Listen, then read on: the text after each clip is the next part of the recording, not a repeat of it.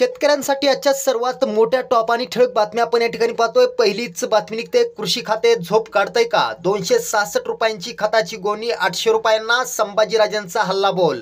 पुढली मोठी बातमी निघते, इमा कंपनीनं 70% नुकसानग्रस्त शेतकऱ्यांचे दावे फेटाळले, आज संध्याकाळपर्यंत उत्तर द्या अन्यथा शेतकरी आक्रमक।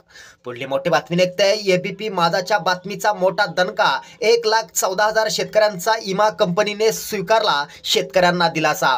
पुढली मोठी बातमी निघते, 5,88,000 शेतकऱ्यांना मिळणार 853 कोटी रुपये, मंत्री धनंजय मुंडेंची माहिती, 31 ऑगस्ट पूर्वी पैसे होणार जमा।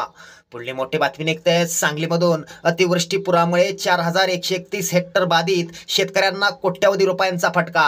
पुढली मोठी बातमी निघते, पीक नुकसानीचे त्वरित पंचनामे करून तातडीनं भरपाई द्या, शेतकऱ्यांची मागणी। पुढली मोठी बातमी निघते, महाराष्ट्रात मुसळधार पावसापेक्षाही मोठं संकट, उरले काही तास, हवामान विभागाचा अंदाज। पुढली मोठी बातमी निघते, सोयाबीन कापूस उत्पादकांना सरसकट मदत द्या, शेतकऱ्यांची मागणी। पुढली मोठी बातमी निघते, मराठवाड्याच्या दुष्काळ मुक्तीसाठी सर्वोच्च प्राधान्य देऊ, उपमुख्यमंत्री देवेंद्र फडणवीस यांची माहिती। पुढली मोठी बातमी निघते, जो निधी पाहिजे तो मी देईन, मला तेवढी अक्कल आहे, अजितदादांची अधिकाऱ्यांना तंबी। पुढली मोठी बातमी निघते, कर्जमुक्ती करून 7/12 कोरा करा, शेतकरी लिहिणार थेट राष्ट्रपतींना पत्र, स्वाभिमानी शेतकरी संघटनेचा पुढाकार। शेतकऱ्यांसाठी या होत्या सर्वात मोठ्या टॉप आणि ठळक बातम्या। धन्यवाद।